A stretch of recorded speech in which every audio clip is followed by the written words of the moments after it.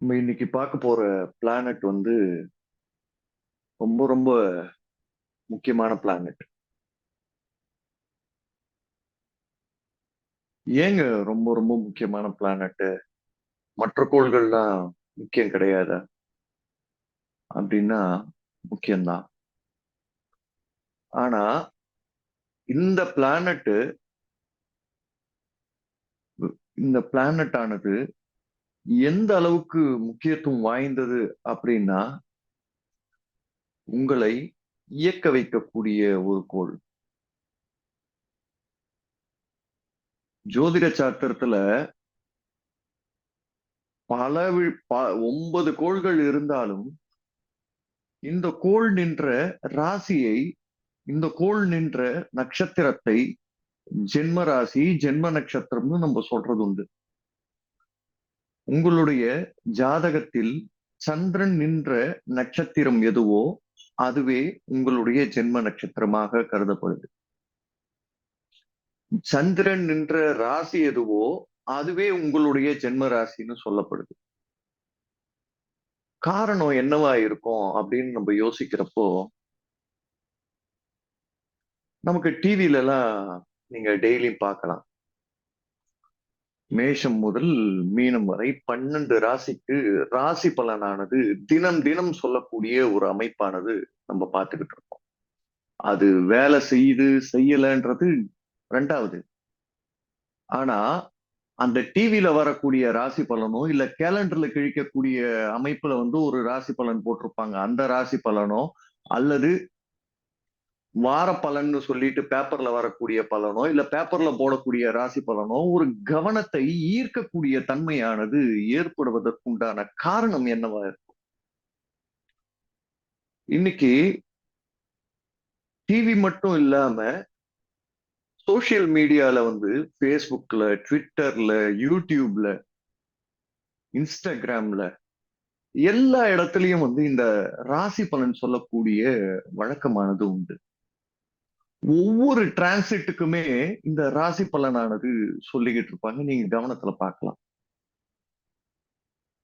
அதே மாதிரி சந்திரன் நின்ற ராசியை ஜென்ம ராசியாக வைத்துக்கொண்டு அந்த சனி பெயர்ச்சி காலகட்டம் சந்திரனுக்கு 12ஆம் ராசியிலயோ சந்திரன் நின்ற ராசியிலயோ சந்திரனுக்குரிய அடுத்த ராசியிலயோ போகக்கூடிய அந்த 2.5 2.5 3 2.5 போட்டீங்கன்னா அந்த 7.5 ஆண்டுகளை 7.5 சனின்னு சொல்லப்படுது. அப்ப சந்திரனுக்கு ஏங்க இவ்வளவு முக்கியத்துவம்? பாவகங்கள் மிக முக்கியத்துவம் வாய்ந்தது, மறுப்பு இல்ல. ஆனா சந்திரனுடைய நிலைப்பாட்டை ஏன் இவ்வளவு தூரம் நம்ம வந்து பேச வேண்டியது இருக்கு? போதாததுக்கு வந்து ஜோதிட சாஸ்திரத்துல வந்து பலதரப்பட்ட யோகங்கள் சொல்லப்பட்டிருந்தாலுமே சந்திரனுக்கு சொல்லப்பட்ட யோகங்கள் ஒரு ஒரு மிகையான யோகங்களாக சொல்லப்படுது. அத சந்திர அதியோகம்னே சொல்லுவாங்க. சந்திராதி யோகம், சந்திர அதியோகம். போதாததுக்கு நமக்கு இந்த ஜென்ம நட்சத்திரத்திலிருந்து எண்ணி வரக்கூடிய அந்த 17வது நட்சத்திரத்தை சந்திராஷ்டமம்னு சொல்லப்படுது. அவ்வளவு ஏங்க? பௌர்ணமிக்கு ஒரு ஒரு செரிமனி, அமாவாசைக்கு ஒரு செரிமனி, பௌர்ணமியில இருந்து அமாவாசைக்கு போகக்கூடிய அந்த 14 திதிகள், பிரதமை, துதியை, திருதியைன்னு சொல்லிட்டு வந்து அந்த சதுர்த்தசி வரைக்கும் வரக்கூடிய அந்த திதி, வளர்பிறை, வளர்பிறையில வளர்பிறையில வந்து ஒரு 14 திதி, தேய்பிறையில ஒரு 16 திதி. சுக்லபக்ஷத்துல சுக்லபக்ஷம்ன்றது வளர்பிறை, கிருஷ்ணபக்ஷம்ன்றது தேய்பிறை. அப்ப பிறைனா நிலா, நிலான்னா சந்திரன் நம்ம சொல்லக்கூடிய ஒரு ஒன்று, ஒரு கோள். ஜோதிட சாஸ்திரத்துல தான் இத கோள்னு சொல்றோம். ஆனா விஞ்ஞானமானது இத என்னன்னு சொல்லுதுன்னா துணைக்கோள், அதாவது சேட்டலைட்னு சொல்றது. துணைக்கோள்னு நம்ம சொல்றாங்க. சரி, ஏதோ ஒண்ணு இருந்துட்டு போகுது. அப்படி என்னங்க நமக்கு இந்த சந்திரன் வந்து ஒரு மிகப்பெரிய ஒரு தாக்கத்தை ஏற்படுத்துது? எதனால வந்து சந்திரனுக்கு இவ்வளவு முக்கியத்துவமானது எல்லாருமே கொடுக்குறாங்களே? காரணம் என்னவா இருக்கும்?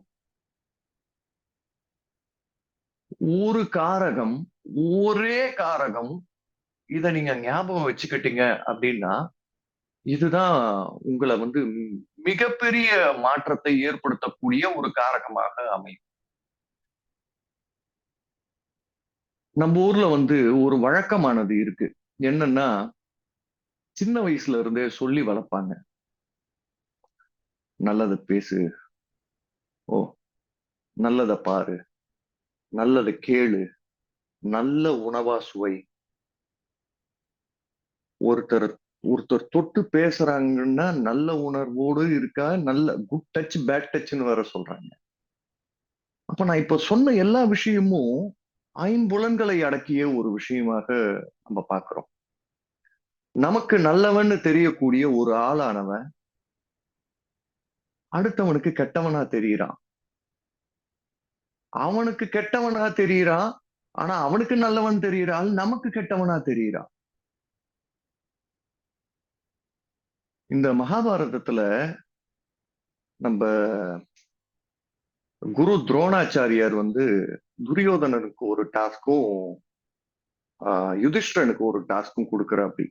துரியோதனுக்கு ஊர் ஃபுல்லா போயிட்டு ஒரு காலக்கெடு வச்சு அந்த காலத்துக்குள்ள ஊரு ஃபுல்லா போயிட்டு ஊருக்குள்ள எவ்வளோ நல்லவங்க இருக்காங்கன்னு பார்த்துட்டு வர சொல்லி, யுதிஷ்டனுக்கு ஊருக்குள்ள யாரு வந்து கெட்டவங்க எவ்வளவு கெட்டவங்க இருக்காங்கன்னு பார்த்துட்டு வர சொல்லி ரெண்டு பேருக்கும் வேற வேற டாஸ்க் கொடுக்குறாப்படி. ஒரு ஒரு அந்த காலக்கெடு முடிஞ்ச உடனே வராங்க. வந்து துரோணர் கிட்ட சொல்றாங்க, துரியோதனன் வந்து ஊருக்குள்ள ஒருத்தன் கூட நல்லவன் கிடையாதுங்க. எல்லாருமே வந்து தீயவர்களாகவும் அயோக்கியர்களாகவும் இருக்காங்க அப்படின்ற மாதிரி. நீ சொல்லு யுதிஷ்டா அப்படின்னா, யுதிஷ்டன் சொல்றான் ஊருக்குள்ள எல்லாருமே நல்லவங்க அப்படின்ற மாதிரி. ஒரே ஊருக்கு போறாங்க. இவன் பாக்குறது துரியோதனன் பாக்குறது வந்து பாத்தீங்கன்னா, அவர்கள் அவர்கள் கிட்ட அவங்க கிட்ட இருக்கக்கூடிய கெட்ட குணத்தை பாக்குறான். யுதிஷ்டன் எதை பாக்குறான்னா அவங்க கிட்ட இருக்கக்கூடிய நல்ல குணத்தை பாக்குறான். சரிங்க, இதுல நல்ல குணம் எது, கெட்ட குணம் எது, எது தர்மம்? தர்மம் தர்மம்னு நம்ம பேசுறோமே, அறம்னு சொல்றோம் தமிழ்ல. அப்ப அந்த அறம் என்னது? மனத்திற்கண் மாசிலனாதல் அனைத்து மரண். மனத்திற்கண் மாசு இலன். மனம் மாசில்லாத மனமாக வைத்துக்கொண்டு நாம் செய்யக்கூடிய ஒவ்வொரு செயல்பாடுமே அது அறத்திற்கு சமானம். அதுதான் அறம் தான். அப்போ மனம் மிகப்பெரிய விஷயத்தை செய்யுது அப்படின்ற மாதிரி வள்ளுவர் சொல்றாரு.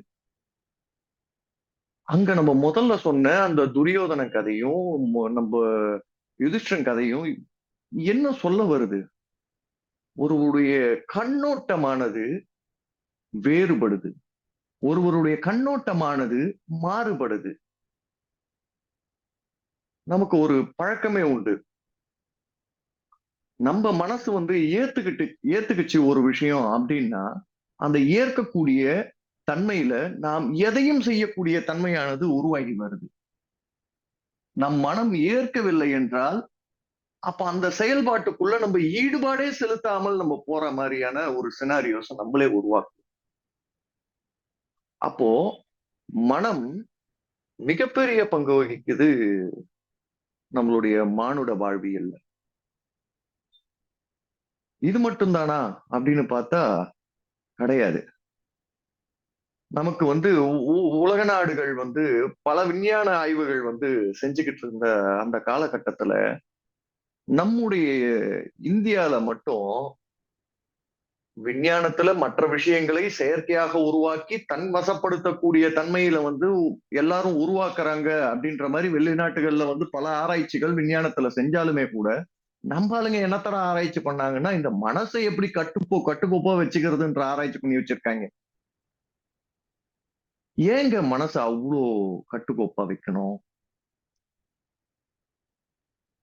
சரிங்க, இதுல எதுங்க நல்ல ஒளி, எதுங்க கெட்ட ஒளி, இதுல எதுங்க நல்ல விஷயம், எதுங்க கெட்ட விஷயம், இதுல எதுங்க நல்ல சுவை, இதுல எதுங்க கெட்ட சுவை, இதுல எதுங்க நல்ல மனம், இதுல எதுங்க கெட்ட மனம்?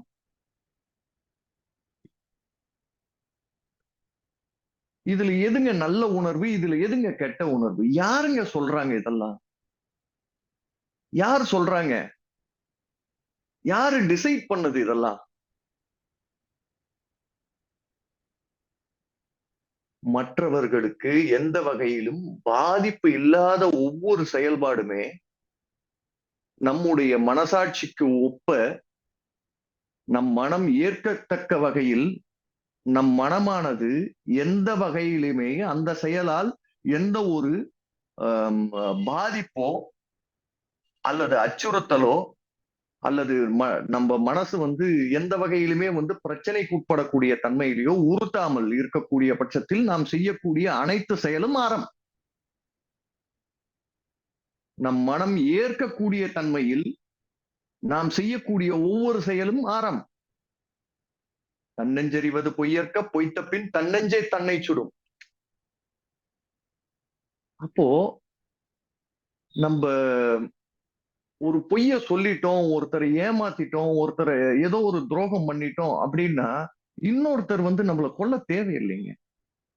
நம் மனசாட்சியை கொல்லுங்க. மனமே சாட்சி. அப்ப மனமானது எவ்வளவு முக்கியத்துவம் வாய்ந்ததாக கருதப்படுது.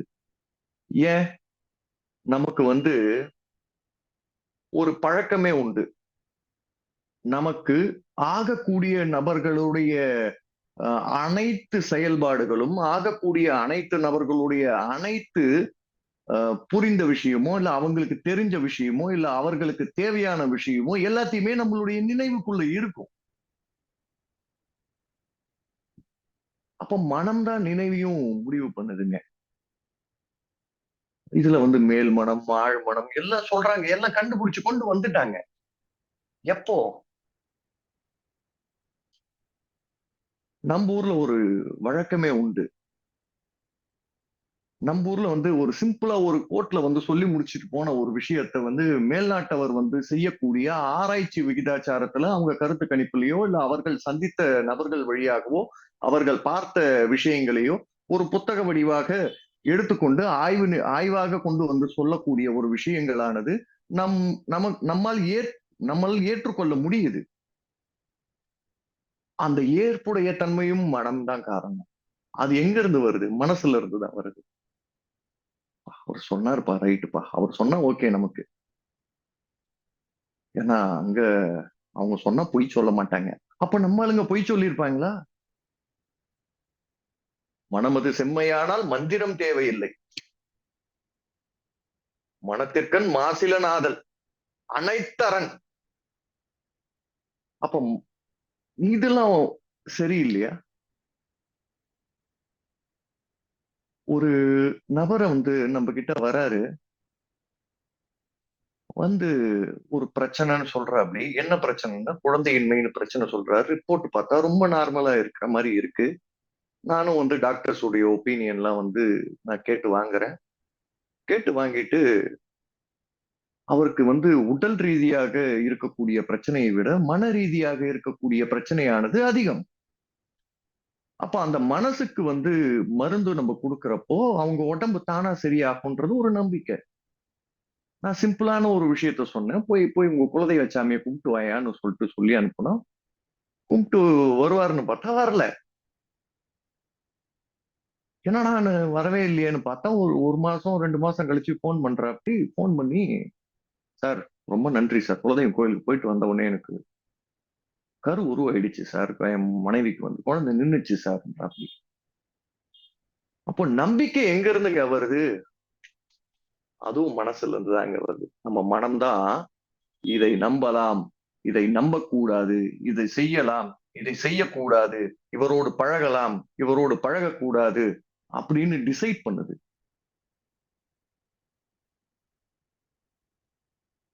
நம்ம உலகம் ஃபுல்லா நம்ம சுத்துவோம். உலகம் ஃபுல்லா சுத்துவோம். ஆனா மனசு எங்க இருக்கோ நம்ம உடல் தான் எல்லா இடத்துலயும் சுத்திக்கிட்டு இருக்கும். மனசு மட்டும் ஊர்ல இருக்கிற ஆளுங்களை நினைச்சுக்கிட்டு இருக்கோம். அப்போ மனமானது ரொம்ப ரொம்ப முக்கியம். அகம் எப்படிப்பட்ட அகமா இருக்கணும்னா சுத்தமா இருக்கணும். பரிசுத்தமாக இருக்கக்கூடிய மனமாக இருக்கணும். அப்போ அந்த பரிசுத்தமான அழகுதான் முகத்தில் தெரியும். அகத்தின் அழகே முகத்தில். என்னதான் நம்ம மேக்கப் போடலாம், என்னதான் நம்ம டை அடிக்கலாம், ஏதோ ஒண்ணு நம்ம பண்ணிக்கிட்டே இருக்கலாங்க. ஆனா நம்மளுடைய மனமானது எவ்வளவு தூரத்திற்கு தூய்மை தன்மையோடு இருக்குதோ, எவ்வளவு தூரம் பியூரிட்டியோட இருக்கோ, சொல்லுவோம்ல பால் போன மனசியா அப்படின்ட்டு. எப்படி அங்க என்ன பால் இருக்கா? பால் என்பது வெண்மை. அப்ப மனம் எப்படி இருக்கணும்? பால் போல சுத்தமாக இருக்கணும், பரிசுத்தமாக இருக்கணும். இருந்துச்சு அப்படின்னா அவர் அந்த அழகு முகத்தில் தெரியும். நீங்க நிறைய இடத்துல பார்க்கலாங்க, நிறைய இடத்துல பார்க்கலாம். மனசு சரியில்லை அப்படின்ன உடனே அவங்க டல்லா இருப்பாங்க. முகத்துல பார்த்த உடனே தெரிஞ்சிடும். ஒரு புன்சிரிப்போட எப்பொழுதுமே மகிழ்ச்சியா இருக்கிறவங்க பாக்குறப்போ உங்களுக்கே ஒரு பிளசண்டான ஃபீல் கிடைக்கும். அவர்கள் மனதை எவ்வளவு தூரத்திற்கு பாதிப்படையாமல் வைத்திருக்கிறார்கள் என்பது அவர்களுடைய முகத்துல தெரியும், நல்லா தெரியும். காரணம் மனசுல எதுவும் கிடையாது. மன அழுத்தம் என்பது உருவாவதற்குண்டான அடிப்படை காரணம் கடந்த கால சிந்தனை. அன்னைக்கு அது நடந்துச்சு, அது நடந்து இல்லாம இருந்துச்சுன்னா எனக்கு எந்த பிரச்சனையும் வந்திருக்காதுன்றத கடந்த கால சிந்தனையை வச்சுக்கிட்டு மன அழுத்தம் நமக்கு வருது. ஏன்னா அவர் ஃபுல்லா அதை பத்தியே யோசிச்சுக்கிட்டு இருக்காரு. அந்த அழுத்தமானது அவர்கள் எந்த வகையான ஒரு செயல்பாட்டுக்குள்ளேயும் போகல. அந்த அழுத்தத்தால மனமானது போராட்ட குணத்தோடு மாறக்கூடிய தன்மைக்கு போகுது. எப்படான்னு பார்த்தா அவன் எதிர்கால சிந்தனையில வச்சுக்கிட்டு இருக்கிறதால, நாளைக்கு அதை பண்ணணும், நாளானைக்கு இதை பண்ணணும், அப்படி இப்படின்னு யோசிச்சுக்கிட்டு இருக்கிறவங்க மனம் போராடி கொண்டு இருக்கக்கூடிய தன்மையில் இருக்கிறாங்க. சரிங்க. அப்ப மன அமைதியோட, மன நிறைவோட, மனம் ஒரு சாந்த நிலையோட இருக்கக்கூடிய நபர்கள் நிகழ்காலத்தில் மட்டும் சிந்தித்துக் கொண்டிருக்கக்கூடிய தன்மையில இருக்காங்க. அப்ப மன அழுத்தமும் மன போராட்டமும் தேவையற்ற விஷயங்களாக மாற்றுது, உங்களை செயல்பட விடாமல் தடுக்குது. அப்ப மன அமைதி உங்களை முடிவெடுப்பதற்குண்டான அத்துணை செயல்பாட்டுக்கும் கொண்டு போகுது, தெளிவான முடிவு எடுப்பதற்குண்டான அத்தனை செயல்பாட்டுக்கும் கொண்டு போகுது. பதறாத காரியம் செதறாது தானங்க. பதற்றம் எங்க இருந்து வருதுங்க? மனசுல இருந்து தாங்க வருது. பயம் எங்க இருந்துங்க வருது? மனசுல இருந்து தாங்க வருது. ஒரு சில கை உதறும் பதட்டம் ஆயிட்டாங்கன்னா, காரணம் என்ன? மனசுதான்.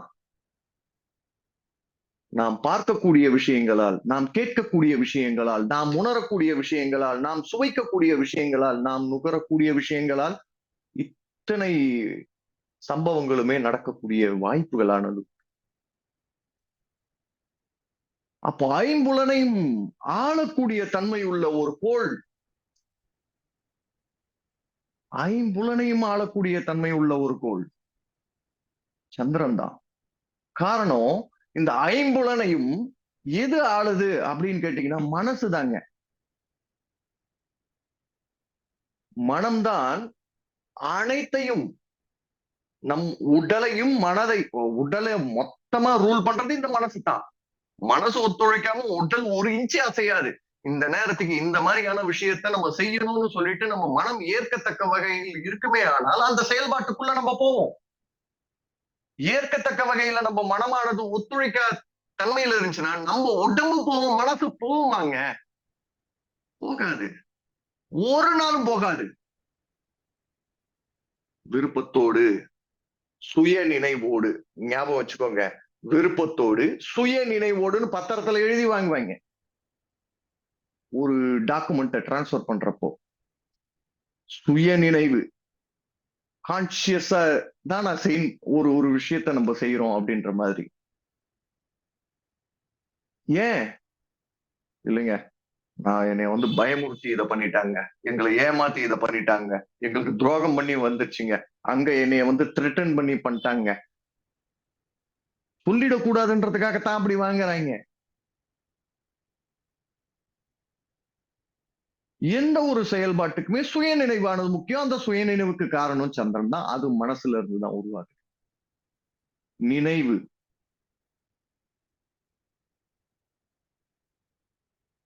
நீச்சல் பழகக்கூடிய நபர்கள், வாகனம் ஓட்ட தெரிந்த நபர்கள், எத்தனை ஆண்டுகள் கழித்து எத்தனை ஆண்டுகள் கழித்து போனாலும் ஒரு சும்மா ஒரு டச் போதும், அப்படியே டக்குன்னு ஒரு ஸ்பார்க் வந்துடும், அப்படியே வழக்கம் போல ஓட்ட ஆரம்பிச்சிருவாங்க, வழக்கம் போல நீந்த ஆரம்பிச்சிருவாங்க. அப்ப இந்த தன்மை எங்க இருந்து உருவாகுது? நமக்கு வந்து எனக்கு தெரிஞ்சு வந்து இப்போ நீங்க இருக்கக்கூடிய நபர்கள் அனைவருக்குமே உங்களுடைய எண், தொலைபேசி எண், போன் நம்பர் எல்லாருக்குமே தெரிஞ்சிருக்கும், மனப்பாடமா தெரியும்.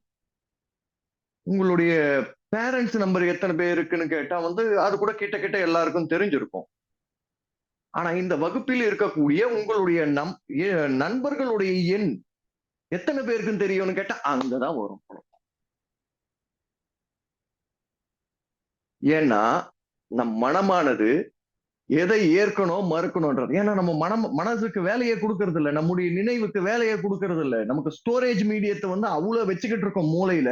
நம்ம எதை கிரகிக்கணும், எதை இதுக்கு போய் எதுக்கு போய் ஞாபகம் வச்சுக்கிட்டு போன்ல போட்டனா வரப்போகுது. ஆனா நீங்கள் தடுமாற்றத்தோடு இருக்கக்கூடிய காலகட்டத்துல போன் இல்ல அப்படின்னா உங்களுடைய நினைவுல இருந்து நீங்க எடுத்துக்கலாம்.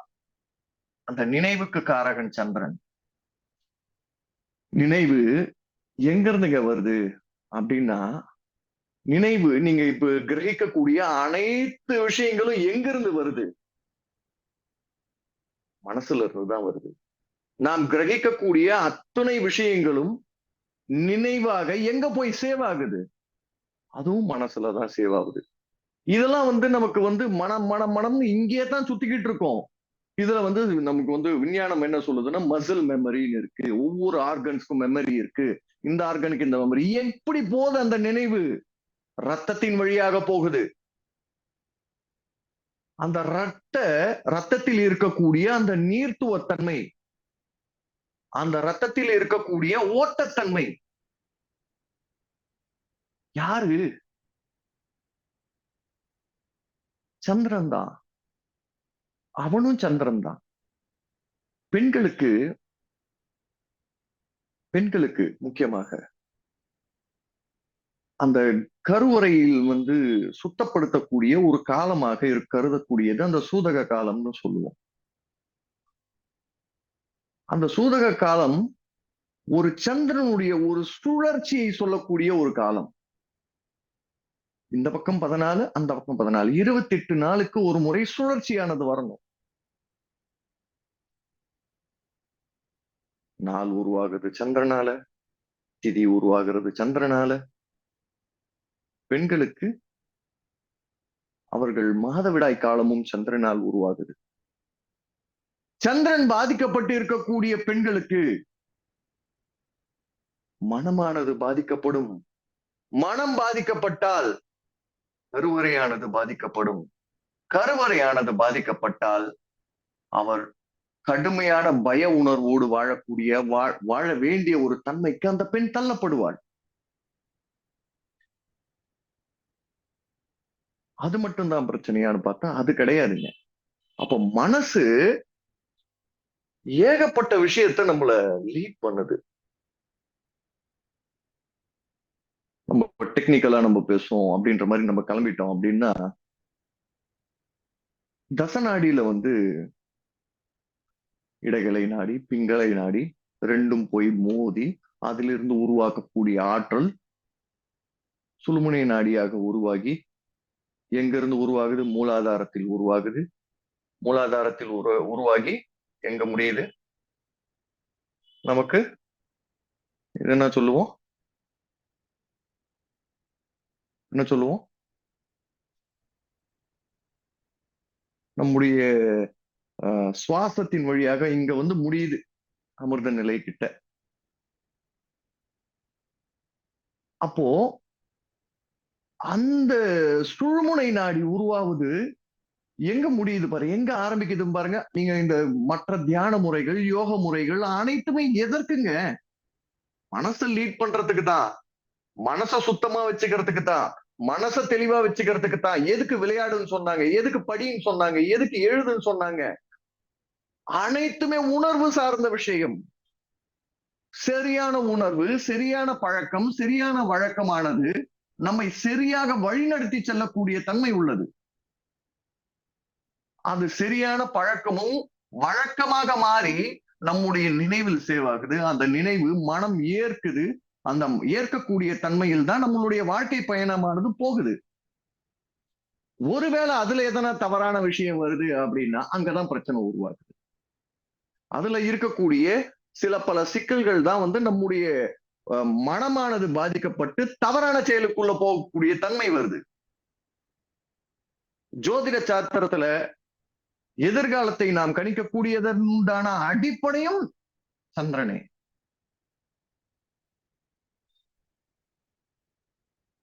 அப்போ நாம் பார்க்கக்கூடிய விஷயங்களோ இல்ல கேட்கக்கூடிய விஷயங்களோ நாம் பழகக்கூடிய நபர்களோ ஏதோ ஒரு வகையில் நம்மள என்ன பண்றாங்க, இன்ஃப்ளூயன்ஸ் பண்ணிக்கிட்டு இருக்காங்க.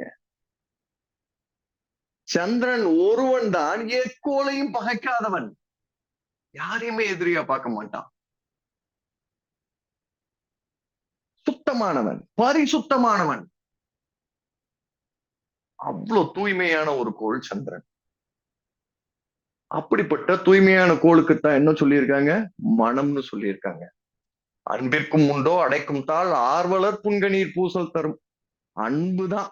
அன்பிலார் எல்லாம் தமக்குரியர், அன்புடையார் என்றும் உரியர் பிறகு. அன்பு. அன்பில்லாதவர் சுயநலமாக இருப்பார். அன்பு இருக்கக்கூடிய நபர்கள் பொது உடைமையோடு இருப்பாங்க, அக்சசபிளா இருப்பாங்க. யாருக்கும் எந்த விஷயமும் செய்ய மாட்டாங்க, யாருக்கும் எந்த துரோகமும் செய்ய மாட்டாங்க, யாருக்கும் எந்த தீங்கும் நினைக்க கூட மாட்டாங்க. மனச சுத்தமா வச்சுக்கணுங்க. மனம் சுத்தமா இல்ல அப்படின்றவங்கள கீழே விழுந்த தூக்கத்து கூட ஆள் வர மாட்டாங்க. நம்முடைய மனம் ஏதோ ஒரு வகையில் நினைவுகளாக, ஏதோ ஒரு வகையில் உணர்வுகளாக, ஏதோ ஒரு வகையில் நம்மள அவங்க கூட கனெக்ட் பண்ணிக்கிட்டே இருக்கும். அப்போ நம்ம மனசு சுத்தமா இருக்கு, மனசுல எந்த ஒரு தீங்கும் இல்ல, மனசுல எந்த ஒரு பொய்யும் இல்ல, மனசுல எந்த ஒரு கலங்கமும் இல்லைன்னா நீங்கள் பழகக்கூடிய ஆட்கள் கிட்டயும் அந்த குணமானது வந்துருங்க. தட்டால்னு உங்களை போலவே ஒரு ஆள் நீங்க நினைக்கிற மாதிரியே ஒரு அமைப்புல இருந்து உங்க மனசு சுத்தமாக இருக்கக்கூடிய உங்க மனச அவங்க கூட சேர்றதால அவங்க கிட்ட இருக்கக்கூடிய சில பல நற்குணங்களோ தீய குணங்களோ உங்ககிட்ட வந்துச்சு அப்படின்னா உங்க மனசு சலனப்பட ஆரம்பிச்சிடும், குழப்பம் வர ஆரம்பிச்சிடும். ரொம்ப நாளைக்கு ஒரு பிரின்சிபலை வச்சு வாழ்ந்துகிட்டு இருந்தோமே, ஒருவேளை இது சரியா இருக்குமோ, ஒருவேளை அது தப்பா இருக்குமோன்னு ஒரு சிந்தனை உருவாகும். அந்த சிந்தனை மேலும் மேலும் மேலும் மேலும் மேலும் சிந்தித்து ஒரு குழப்பமான மனநிலைக்கு போகும். அந்த குழப்பமான மனநிலை அதீத சிந்தனையோடு போய் பய உணர்வு உருவாகும். அப்போ நாம் சேரக்கூடிய ஆள், அந்த சேரக்கூடிய அந்த நபர் மிக முக்கியத்துவம் வாய்ந்தவராக இருக்கிறார் நம்முடைய வாழ்வியலில். அப்போ யார் கூட பழகுறோம், எதுக்காக பழகுறோம், எப்படி பழகுறோம், எந்த அடிப்படையில பழகுறோம், எந்த உறவு முறையில பழகுறோம், அவ்வளவு முக்கியம். பழக்கம். பழக்கம் உங்களுக்கு வழக்கமாக மாறக்கூடிய தன்மை உள்ளது. அப்போ அந்த பழக்க வழக்க எங்க நிக்கும் அட் த எண்ட் ஆஃப் இந்த ஒரு கான்வர்சேஷன் பாத்தீங்கன்னா வழக்கமா நிக்கிறது நம்ம மனசுல நிக்கும். அந்த மனம் அவர் சொன்னதை தவறான தகவலாக இருந்தாலும் ஏற்கக்கூடிய தன்மை உள்ளது. ஊருக்கே தெரியுங்க தம் புள்ள கொலைகாரன்ட்டு, ஊருக்கே தெரியும். ஆனா அந்த அம்மா கோர்ட்டு முன்னாடி போய் ஐயா என் பிள்ளைய அப்படிலாம் பண்ணிருக்க மாட்டான், ஜட்ஜ்மெண்டே வந்துரும். மனம் மனம்தான் நம்பிக்கையை உருவாக்குது, மனம்தான் தேடலை உருவாக்குது, மனம்தான் தேவையை உருவாக்குது, மனம்தான் உணர்வுகளை உருவாக்குது. மனம்தான் அன்பையும் சொல்லக்கூடியது. அப்போ மனம்தான் அனைத்துக்குமானது. ரொம்ப ஃபாஸ்டா கனெக்ட் ஆயிடுங்க மனசு ஒருத்தரோடு ஒருத்தருக்கு. ஒரு பார்வை போதும், ஒரு செகண்ட் போதும். ஏன்னா மனசு அவ்வளவு வேகமாக மாறக்கூடிய தன்மை உள்ளது. நேற்று இருந்த மாதிரி இன்னைக்கு இருப்போமா, இன்னைக்கு இருந்த மாதிரி நாளைக்கு இருப்போமா, நாளைக்கு இருந்த மாதிரி நாளான்னைக்கு இருக்குமா? இருக்க முடியாது. மனம் மாறக்கூடிய தன்மை உள்ளது. ஏன்னா நம்ம ஒரு ரூம்ல தியான நிலையில உக்காந்துகிட்டு யாரையும் நம்ம கூட சேராமல நம்ம கிடையாது. நம்ம அனைவரையும் பார்க்கிறோம், பலதரப்பட்ட மக்களை பார்க்கிறோம்.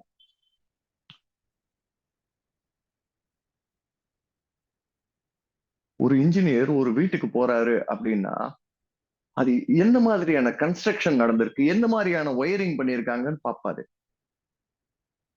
ஒரு டாக்டர் உள்ள போறாரு அப்படின்னா இவருக்கு இந்த மாதிரி எல்லாம் நடக்கிறாரு, இந்த மாதிரியான பிரச்சனை இருக்கும் அப்படின்ற மாதிரி கவனிப்பாரு. காரணம் என்னங்க?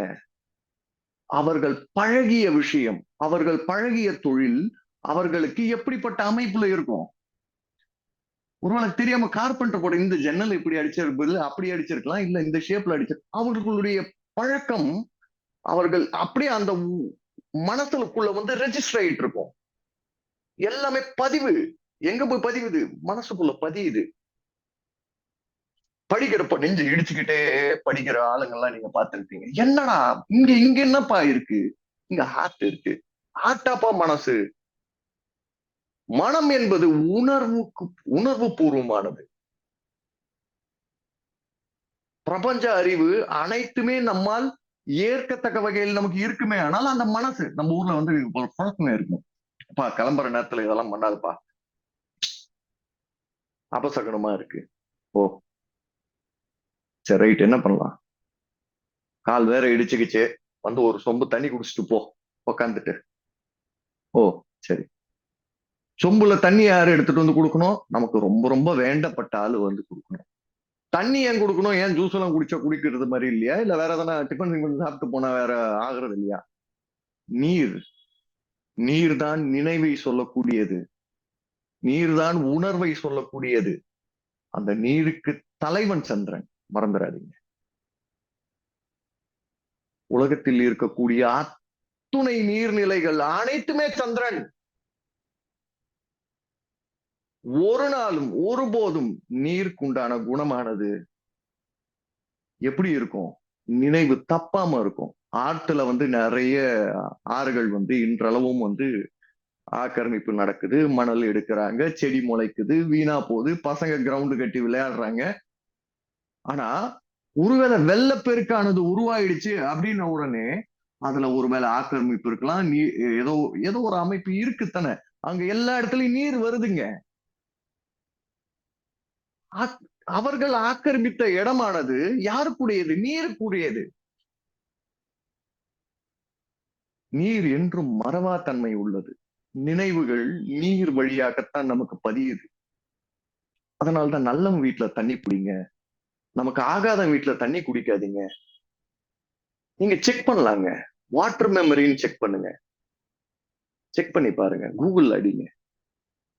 வீட்டுல ஒரு புரோகிதரை கூப்பிட்டு ஏதோ ஒரு பூஜைகளோ புனஸ்காரங்களோ நீங்க பண்றீங்க. பண்றப்போ அந்த அந்த நீரை புனித நீரா தீர்த்தமா வாங்கி குடிக்கிறீங்க. அந்த வாட்டருடைய ஸ்ட்ரக்சரோ பிஹெச் வேல்யூ எல்லாமே மாறி இருக்கிறத சயின்ஸ் சொல்லுது. சயின்ஸ் சொல்லுது. எல்லா கோயில்கள்லயும் புனித நீர் வச்சிருப்பாங்க. எதுக்கு? எப்படிப்பட்ட குணத்தோடு வரலாம், எப்படிப்பட்ட ஆளா இருக்கலாம். ஆனா இதுக்குள்ள வந்தனா அந்த புனிதத்தன்மை வரணும். அந்த புனிதத்தன்மை வரணும்ன்ற அந்த நினைவை தாங்கி பிடிக்கக்கூடிய அந்த நீரை உட்கொள்ளும் போது மனம் சாந்தமடையும், மனதின் நிலை மாறலாம். நம்ம ஊர்ல ஒரு பழக்கம் கூட இருக்கும். கனவுல யாரும் பதறி எந்திரிச்சிட்டாங்கன்னா, ஏய் பதறாத இரு, ஒரு சொம்பு தண்ணி குடிச்சிட்டு படு. எடுத்துட்டு கொடுக்குறவங்க அம்மாவா இருப்பாங்க, அப்பாவா இருப்பாங்க, தம்பியா இருப்பான், தங்கச்சியா இருப்பான், அக்காவா இருப்பான். அப்ப அந்த நீருக்கு ஒரு நினைவு உண்டுன்றப்போ அவர்கள் நல்ல எண்ணத்தோடு கொடுக்கக்கூடிய நீரானது மருந்தாக மாறுது. அவர்கள் தேவைக்கு உட்பட்ட மருந்தாகவும் மாறுது.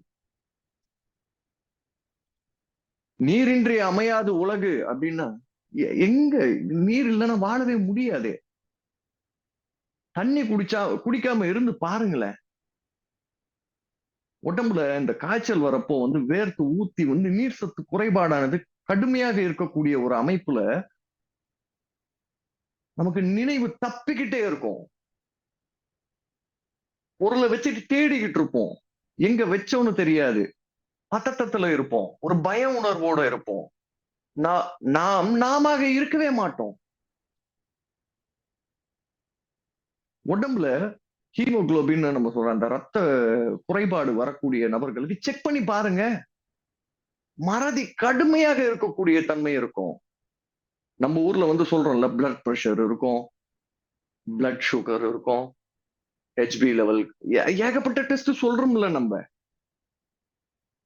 இது இருக்கக்கூடியவர்களுடைய மனமானது ஒருநிலைப்பட்டு இருக்குதான்னு செக் பண்ணி பாருங்க. இருக்கவே இருக்காது.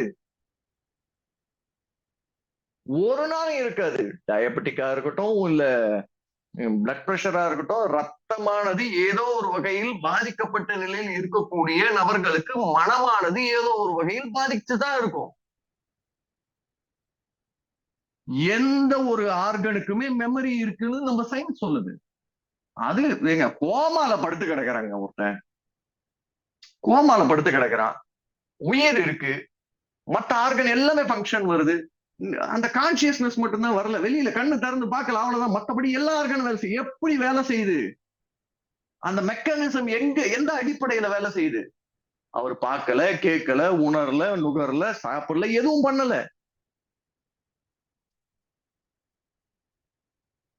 அப்போ அது எங்க இருந்து வந்திருக்கு? நினைவாக ஒரு உயிரில் இருந்து இன்னொரு உயிராக கன்வெர்ட் ஆகி வந்திருக்கு. அம்மா கிட்ட இருந்து வந்திருக்கு.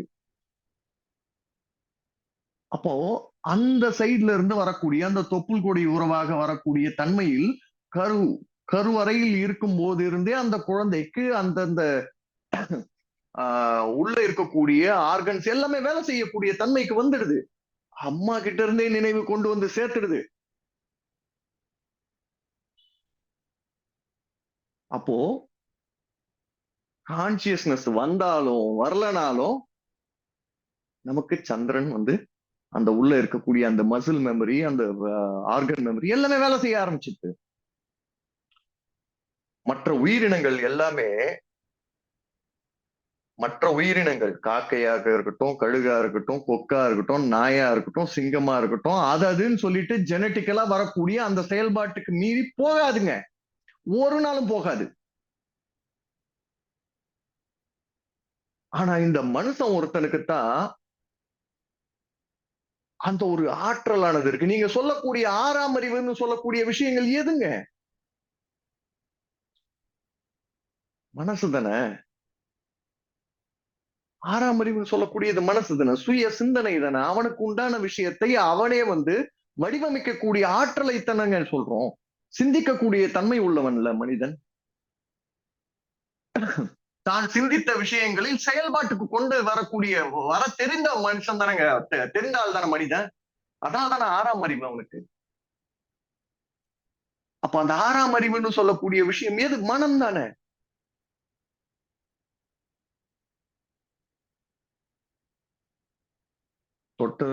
தொட்டனை தூரும் மனக்கே மாந்தர்க்கு கற்ற அனைத்தும் அறிவு. படிக்க சொல்றாங்க, நல்லதை படிக்க சொல்றாங்க, நல்ல செய்திகளை படிக்க சொல்றாங்க. அதுதானே அறிவா போகுது. அப்போ நாம் எதை படிக்கிறோமோ அது நினைவா நிக்குது இல்ல நமக்கு. நம்ம ஊர்ல இருக்கு இல்ல, நம்ம பாக்குறோம், சவுண்டா படிக்கிறோம், நம்ம அதை புரிஞ்சுக்கிட்டு உணர்றோம். மாந்தர்க்கு கற்றனைத்தும் அறிவு. அப்போ பிறப்பின் அடிப்படையில் உருவாகக்கூடிய குணநலங்கள் அனைத்தும் லக்னம், ஜெனட்டிக்கலா வரக்கூடிய விஷயம். ஆனா நாம் சிந்திக்கக்கூடிய விஷயங்கள், நாம் பார்க்கக்கூடிய விஷயங்கள், நாம் செயல்பாட்டுக்கு உட்பட்ட விஷயங்கள், நாம் எதையெல்லாம் சிந்திக்கின்றோம், சுய சிந்தனை எப்படிப்பட்ட சிந்தனையாக இருக்கின்றது அப்படின்னு சொல்றது எல்லாமே மனம். அந்த மனதிற்கு அதிபதியாக வரக்கூடியவன் சந்திரன். அந்த சந்திரன் என்ற ராசிநாதனைத்தான் நாம் ஜென்ம ராசின்னு சொல்றோம். அப்போ ஆடு மாடுகளோ இல்ல மற்ற உயிரினங்களுக்கோ அப்படிப்பட்ட சிந்தனையானது கிடையாது. அது பிறப்பின் அடிப்படையில அது எப்படி எப்படியோ வந்திருக்கிற அடிப்படையில அவங்களுடைய குணத்தின் ஒரு நாள் மாத்தாது. நம்ம ஊர்ல அத கூட மாத்துற ஆற்றலை பெற்றவன் மனுஷன் பாத்துங்க. அதை கூட மாத்திருவான் நம்மால. சர்க்கஸ்ல கூட்டு வந்து சிங்கத்தை பல்டி அடிக்க வைக்கிறது, குரங்கத்தான். அப்ப கூட அதனுடைய குணத்தை மாற சிங்க தன்னுடைய கர்ஜனையை மாத்தாது. இதோட கொடுமை என்னன்னு கேட்டீங்கன்னா, யானையை ஒரு இத்தனோட ஸ்டூல்ல 4 காலையும் வச்சுக்கிட்டு நிக்க வைப்பாங்க. யானைங்க அத்தனாந்தண்டி யானை. அது மாதிரிதான் ஒரு சர்க்கஸ்ல ஒரு 2 பேர் டிஸ்கஸ் பண்ணிக்கிட்டு இருக்காங்க. அந்த யானை எப்படி நிக்குது தெரியுமா? இல்லங்க அந்த அந்த பாகன் அத பயமுறுத்தி வச்சிருப்பாரு. ஓ! பாகனுக்கு கட்டுப்பட்டு தான் அந்த யானை நிக்குதா? யானையுடைய பலம் தெரியாதா அதுக்கு? யானை ஒரு விசுவாசம் உள்ளது. யானை உணர்வு பூர்வமானது. யானை உணர்ச்சிகளுக்கு கட்டுப்பட்டது. அதனாலதான் இந்த இந்த ரேவதி நட்சத்திரமும் பரணி நட்சத்திரமும் ஆண் யானை பெண் யானைன்ற மாதிரி ஒரு ஒரு உருவத்தை கொடுத்து வச்சிருப்பாங்க. ரொம்ப உணர்வு பூர்வமானவர்களாக இருப்பாங்க. ஒரு குச்சிங்க இத்துணுண்டு குச்சி அது உடைக்க தெரியாத யானைக்கு வச்சிருந்தீங்கன்னா அந்த கோட்டை தாண்டி போவாதுங்க. கட்டுப்பட்டு நிற்கும். யாருக்கு? தன்னுடைய பாகனுக்கு. அப்போ இவ்வளவு விஷயங்களை ஒரு நேர்கோட்டுல ஹேண்டில் பண்ணி வச்சுக்கிட்டு இருக்கிறது இந்த மனசு. மனம்தான் ஆதாரமாக இருக்குது. மனம் கன்றி நமக்கு சரியில்லை. உனக்கு எல்லாம் மனசாட்சின்றதே கிடையாதாடா அப்படின்னு நம்ம ஒருத்தரை பார்த்து கேட்கிறோம்ல. நல்லதா யோசின்னு ஒருத்தருக்கு சொல்றோம்ல.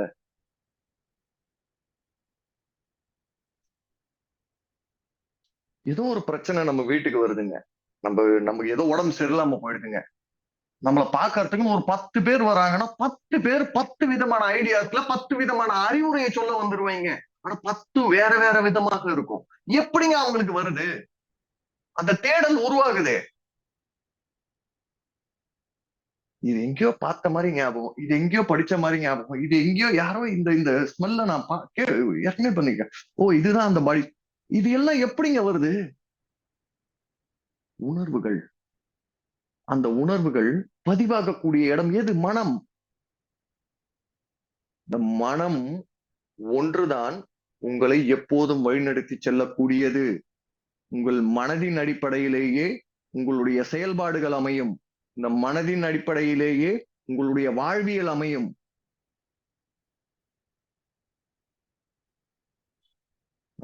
இதுல பகவத்கீதையில கூட சொல்லுவாங்க, உங்களுடைய மனசை சுத்தமா வச்சுக்கோங்க. எண்ணியவை ஈடேறும் உங்களுடைய எண்ணம் தூய்மையாக இருக்கும் பட்சத்தில்.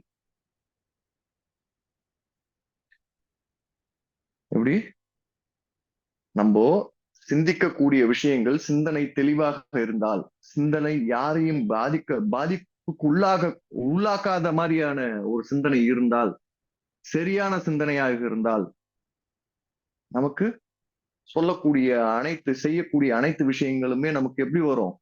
நல்ல விதமாவே போவோன்றாங்க. நீ மற்றவர்கள் உனக்கு என்ன செய்ய வேண்டும் என்று நினைக்கின்றாயோ நீ அதை மற்றவர்களுக்கு செய்வாயாக. எப்படிங்க?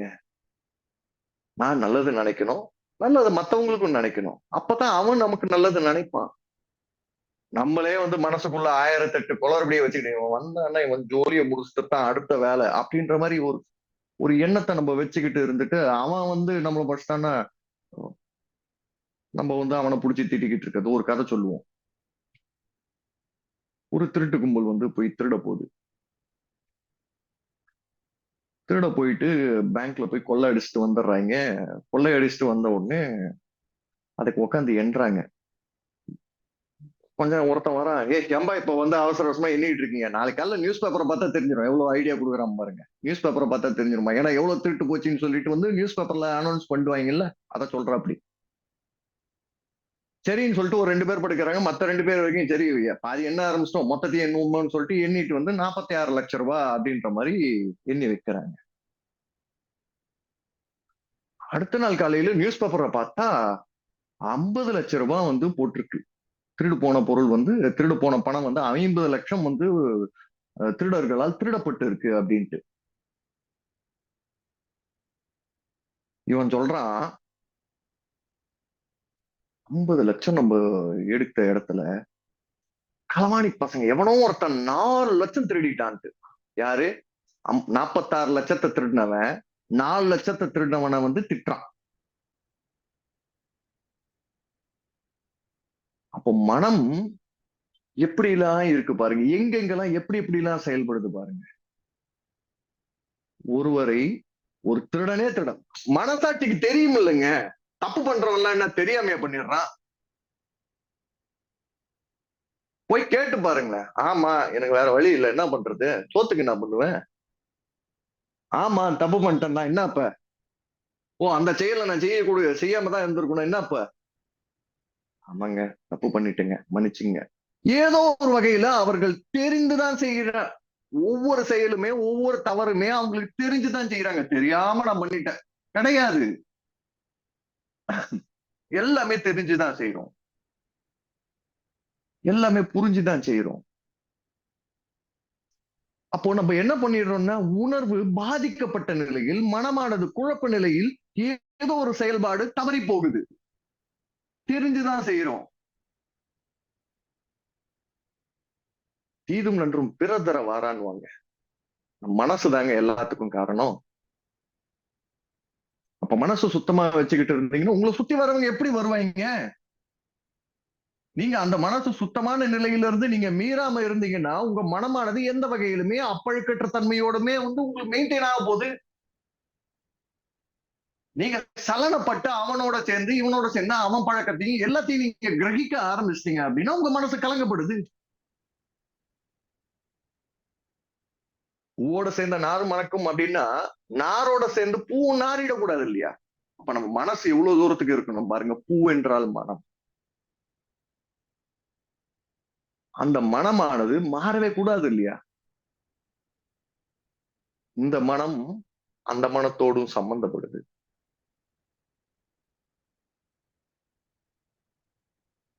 என்னப்பா இந்த சாப்பாட்டுல வந்து உப்பு பத்தலன்னு நினைக்கிறேன், ஏங்க வாடையே வரலப்பா, இன்னத்துக்கு எப்படி வந்திருக்கணும்ல அந்த குழம்பு வாடை, அதுவும் வச்சிருக்கிறது என்ன சாத குழம்பு, மீன் குழம்பு வேற வச்சிருக்கீங்க, நல்ல வாடை வரும்ல. ரோட்ல ஒருத்தன் போயிட்டு இருப்பான், அவன் வெஜிடேரியனா இருப்பான். ஞாயிற்றுக்கிழமான இது ஒரு பிரச்சனை, ஏதோ போட்டு வறுத்து எடுக்கிறாங்க போல இருக்கு அப்படின்னு அவன் போவான். என்ன மாப்பிள்ள வீட்டுல மீன் குழம்பு போல இருக்கு, வாட செமையா தூக்குது, வா ஒரு போட்டு ஒரு கட்டு கட்டுவோம் அப்படின்னு ஒருத்தன். எல்லாரும் மனுஷன் தானேங்க, எல்லாரும் ஆறறிவு உள்ள மனுஷன் தானேங்க. இந்த எல்லாருமே ஆறறிவு உள்ள மனுஷனுக்கு ஒவ்வொருத்தருக்கும் ஒவ்வொரு வகையான புரிதலுக்கு காரணமும் இந்த மனசு தான். ஏன் வருது? அவர்கள் பார்க்கக்கூடிய, அவர்கள் பழகக்கூடிய, அவர்கள் உணரக்கூடிய அனைத்து விஷயங்களுமே. ஸ்கூலுக்கு போய் மட்டும்தான் நம்ம லாங்குவேஜ படிச்சோமா? தமிழ்நாட்டுல பிறந்திருக்கோம், வீட்டுல எந்த மொழி பேசுறோமோ அந்த மொழியை நம்ம பேசிக்கிட்டு இருக்குமே. நமக்கு சொல்லி கொடுக்கக்கூடிய மொழிகள் அனைத்துமே எங்க இருந்து வருது? நம்ம தாய் கிட்ட இருந்து தானே வருது, அம்மா கிட்ட இருந்து தானே எல்லாமே வருது. அப்ப அம்மா கிட்ட இருந்து வரக்கூடிய அனைத்து விஷயங்களும், தாய் கிட்ட இருந்து வரக்கூடிய அனைத்து விஷயங்களும் உணர்வு பூர்வமானவை, நம்முடைய நினைவுகளுக்குள் இருக்கக்கூடியவை. தாயை போல பிள்ளை, தந்தையை போல கிடையாது. ஏன்? நீங்க எப்படி இருக்கணும், எப்படி போகணும், எப்படி வரணும், எந்த மாதிரி இருக்கணும், எதை பேசணும், எதை பேசக்கூடாது, எல்லாத்தையும் சொல்லி கொடுக்கறது யாரு? அடிப்படையில அம்மா தானே. தகப்பனார் குருவுக்கு ஈக்குவலானவர், மறுக்கல. ஏவன் நல்லவன் ஏவன் கெட்டவன், நீங்க போகக்கூடிய அந்த ஒழுக்க நெறியை மட்டும்தான் அப்பா சொல்லுவா, அப்படி இது இப்படி போனா இந்த மாதிரியான பிரச்சனைன்ட்டு. ஆனா உணர்வுகள் யாரோடு எந்த கரிசனம் காட்டணும், ஏன்னா அப்பாக்கெல்லாம் வந்து எமோஷன்ஸ் கிடையாது. அம்மாக்கு உண்டு. தாய்க்கே உண்டான ஒரு விஷயம்தான் அந்த உணர்வு. அப்ப அம்மா தான் எல்லாத்தையும் ஊட்டுறாங்க. தான் கொடுக்கக்கூடிய பால் தான் காமம், குரோதம், லோபம், மதம், மாத்சரியம், அன்பு, கருணை, பாசம், நேசம் அனைத்தையும் உருவாக்குறது அம்மா தான். அப்போ அம்மா யாரு? அம்மாவும் சந்திரன் தான். பால் யாரு? அவனும் சந்திரன் தான். நீர் யாரு? அவனும் சந்திரன் தான். நினைவு யாரு? அவனும் சந்திரன் தான். சந்திரன் இல்லாம ஒரு அசைவும் அசையாதுங்க இங்க. சார், அப்போ சாமியார் போய் வந்து ஓரமா உட்கார்ந்து தியானம் தானே சார் பண்ணி சார், அவன் தான் சார் சந்திரனை லீட் பண்றதுக்கு தான் சார் அவனும் போய் உட்கார்ந்து இருக்கான் தனியா. ஒரு ராஜா வந்து நான் ஒரு துறவியை போல மாறணும், ரொம்ப கஷ்டப்பட்டு நான் எப்படியாவது தியானம் பண்ணி நான் வந்து நான் அந்த மனசை கட்டுப்படுத்த போறேன், நான் எப்பவுமே இன்பத்தோட இருக்க போறேன், பேரின்பத்தோட இருக்க போறேன்னு சொல்லிட்டு போய் தியானம் பண்ணலான்னு காட்டுக்கு போறான். காட்டுக்கு போய் உட்கார்றான். அங்க பக்கத்துல கொஞ்சம் தூரத்துல வந்து பாத்தீங்கன்னா ஒரு பரதநாட்டியம் கிளாஸ் நடக்கக்கூடிய ஒரு இடம் இருக்கு. நாட்டிய வகுப்பு நடக்கக்கூடிய இடம். உட்காந்து முதல் நாள் வந்து கண்ணை மூடுறான். கண்ணை மூடி பண்றான். கண்ணை மூடுறதுக்கு முன்னாடி ஒரு கொஞ்சம் பெண்கள் எல்லாம் வந்து அந்த ட்ரெஸ்ஸோட போயிட்டு இருக்கிறத பாக்குறான். என்னடா இது, நம்ம மனசை கட்டுப்படுத்தலாம்னு பார்த்தா அந்த பொம்பளை பிள்ளைங்க போயிட்டு இருக்கு, நம்ம எப்படியா பார்க்காம இருக்குன்னு சொல்லிட்டு என்ன பண்றான்னா அடுத்த நாள் வந்து கண்ணை கட்டிடுறான். ரெண்டாவது நாள் வந்து பாத்தீங்கன்னா அந்த ஜல்லு ஜல்லுன்னு சத்தம் கேக்குது, அடுத்து காதையும் பொத்திடுறான். மூணாவது நாள் வந்து அந்த பூவாடெல்லாம் வருது, அவங்க போட்டுட்டு இருக்கிற துணி பூவாடெல்லாம் நல்லா வருதுன்னு மூக்கையும் வந்து பொத்திடுறான். அஞ்சாவது நாள் தியானம் பண்றேன்னு உட்காடுறான். இந்நேரத்துக்கு அந்த பொம்பளை பிள்ளைங்க போயிருக்கோம்ல அப்படின்னு யோசிக்கிறான். அவன் எதை கட்டணுமோ அதை கட்டல, மனசை கட்டி இருக்கணும், அதை கட்ட தெரியல அவனுக்கு. அவ்வளவு ஈஸி கிடையாதுங்க மனசை கட்டுறதுன்றது. அதை போராடிக்கிட்டு இருக்காங்க. அந்த நினைவை அடக்க தெரிந்தவர்கள், அந்த மனதை கட்டுப்படுத்த தெரிந்தவர்களே ஞானிகளாக இருந்தாங்க.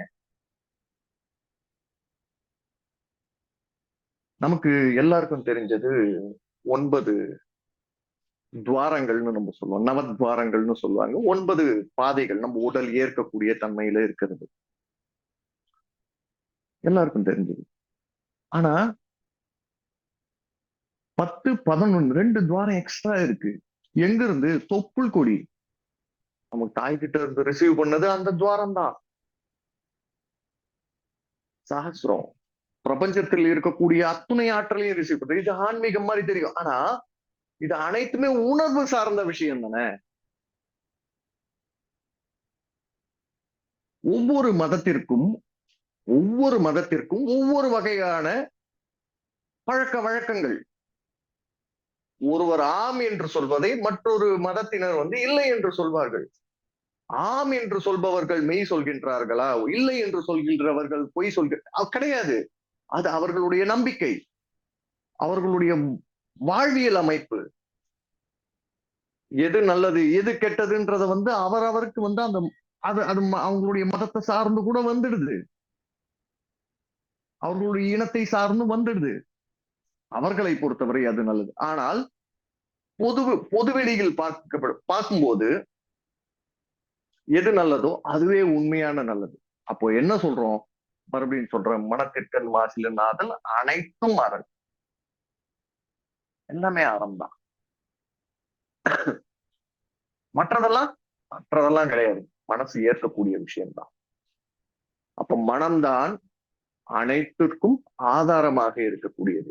இந்த ஒரு மனம்ன்ற ஒரு காரகத்துவத்தை வச்சுக்கிட்டீங்கன்னா நீங்க பார்க்கக்கூடிய விஷயங்கள், கேட்கக்கூடிய விஷயங்கள், நீங்க சுவைக்கக்கூடிய விஷயங்கள், நீங்கள் உணரக்கூடிய விஷயங்கள், நீங்க கேட்கக்கூடிய விஷயங்கள் சொல்றாங்க இல்லைங்க, செல்வத்துள் செல்வம், செவி செல்வம், அச்செல்வம், செல்வத்துள் எல்லாம் தலை, அனைத்து ஆற்றலையும் நம் வழி உள் புகுக்கக்கூடிய ஒரு அற்புதமான ஒரு அமைப்பு வந்து செவி.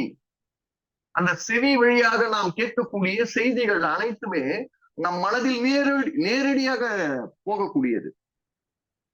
அப்ப கேட்க பழகணும் அப்படின்னு நம்ம சொல்றோம். கற்றலே கேட்டலே நன்று. ஏன்? என கேட்கறது காது ஆகாய பூதத்துடைய அம்சம் பிலாசபிக்கலா. அது செவி வழியாக நமக்கு எங்க போகுது, நினைவுக்கு போகுது, மனம் ஏற்குது.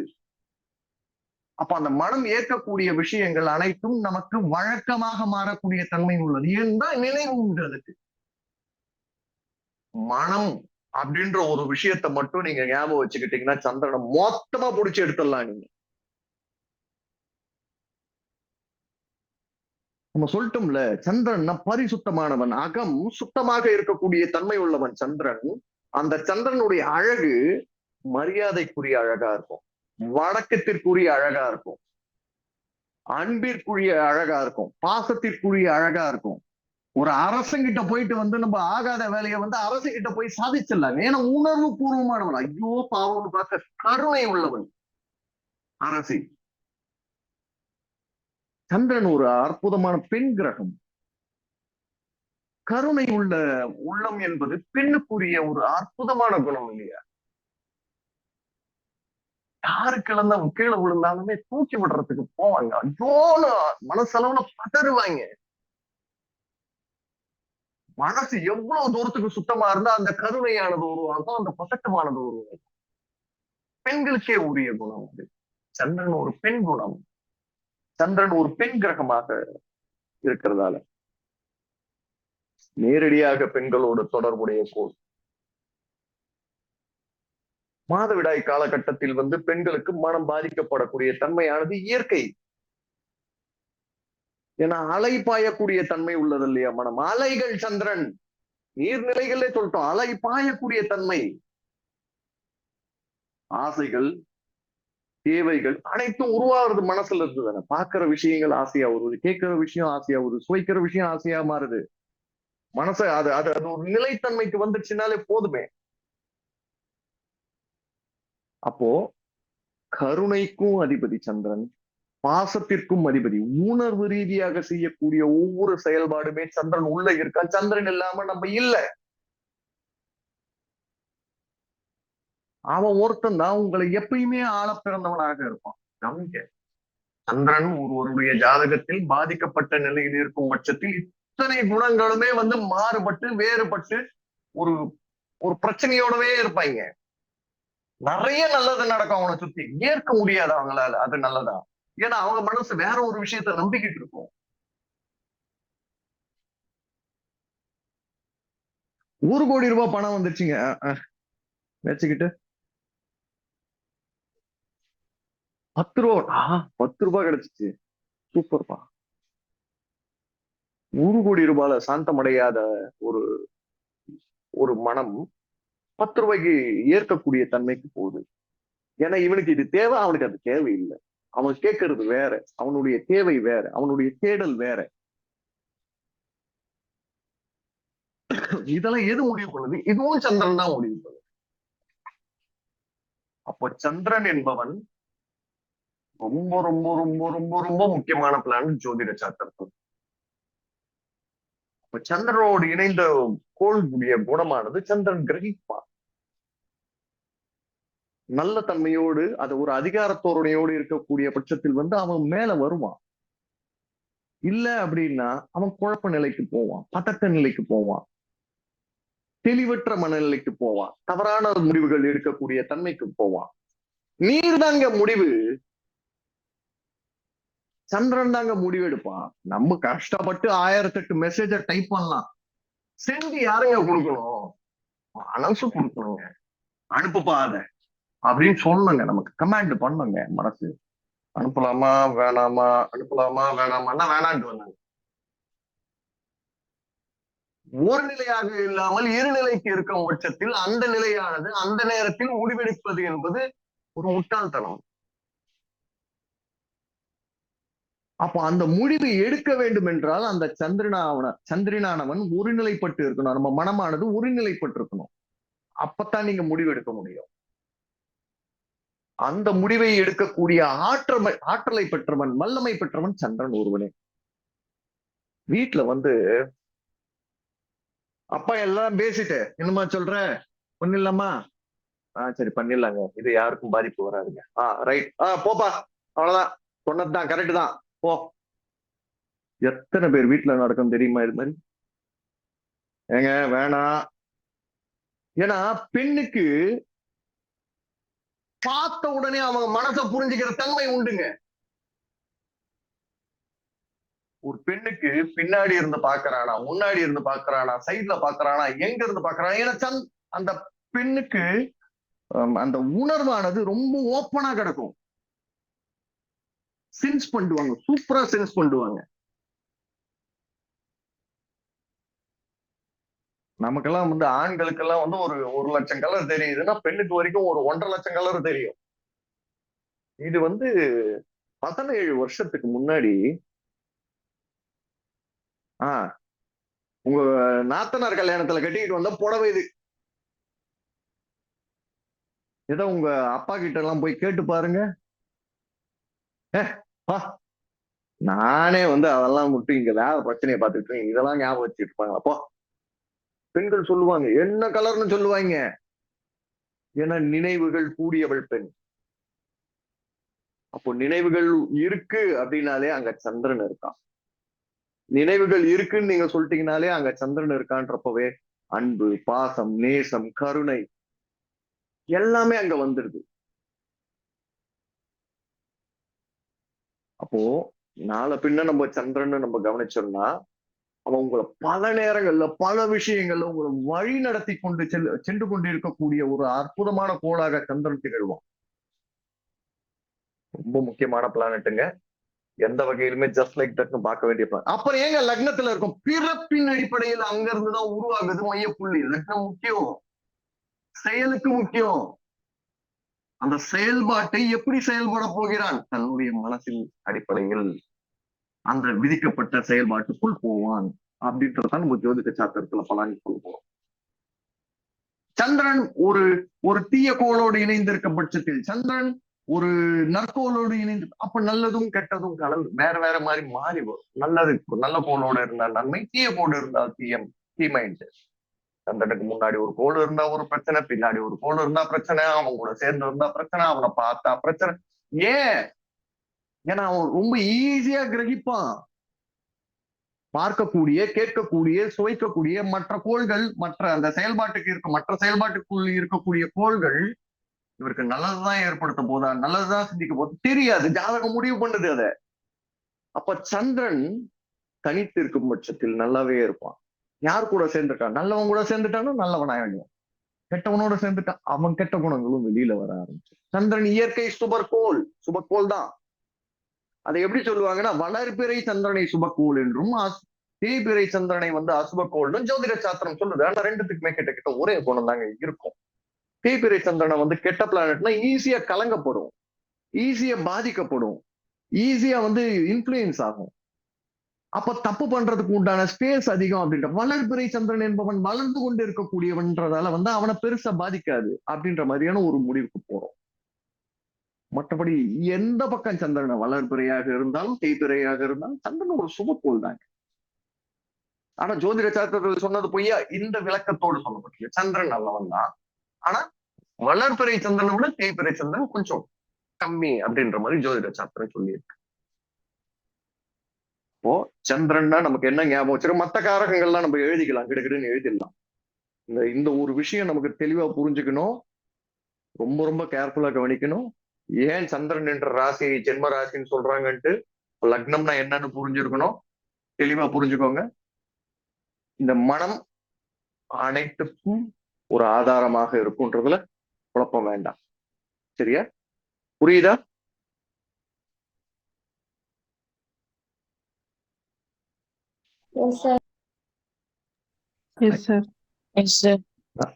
மற்றதெல்லாம் எழுதிக்கலாம், கடகடன்னு எழுதிக்கலாம்.